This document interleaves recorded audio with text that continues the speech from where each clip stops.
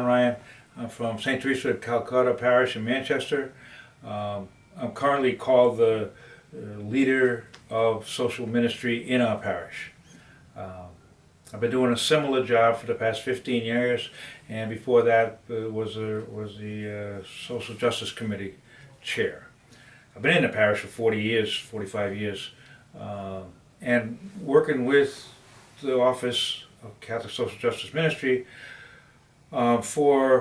since about 1985, I think, something like that.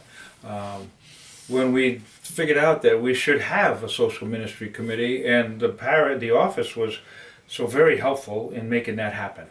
Father Joe Donnelly, a couple of years ago at the conference, talked about, asked the question, can a parish be a truly Catholic parish without a robust social ministry program? Robust meaning direct service and advocacy and empowerment like that. Can it be that way? His answer was, no, it cannot.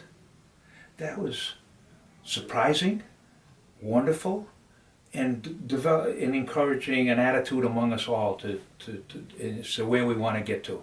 Catholic bishops got us involved at St. Teresa now in Break the Cycle of Poverty as an advocacy tool.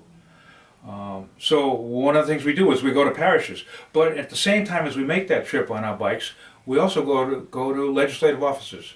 And so that's a good indication of what we do, how to do this stuff, okay? Not that you got to do that, not that anybody's got to ride a bike, but you go to visit these people, you talk to them, you try to, and over time, over years even, you build relationships with the elected officials, but with their staff people as well. And you bring to them very concrete proposals of what you want to see and the attitude you want to hear from them over time. Ours, Break Cycles, is about poverty. We want it fixed. We want to hear you say something good. We want you to come up with ideas that are going to fix this thing. So the good milestone that I think of is about Parishes in Action, PIA. That program to bring in a very organized fashion, in a short program to the parishes, to help parish get started, to encourage development of pastoral social ministry in the parish. I think it was a great program, is a great program available to people all over the place. And like I said before, people from the office bring it with joy and understanding and faith and hope, and we think it's wonderful. So where are we going? Where do we want to get to? How do we become more socially active? How do we move from charity to recognizing the justice of the situation? That God made things for everybody, and so the preferential option for the poor means it's not right that people are starving. It's not a matter of just charity, it's a matter of justice. How do we get to make our society more just?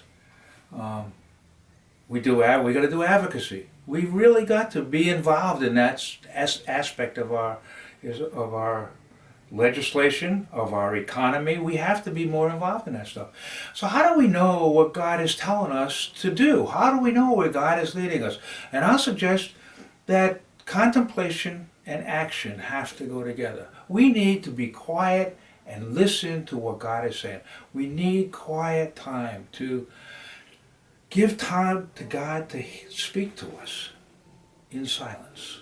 So I mean, I'm hoping that that 50 years experience, 50 years of work, even now one of the best parish social ministry offices in the diocese, that another 50 years goes by and we could still say the same kind of thing as they continue to get better and bigger.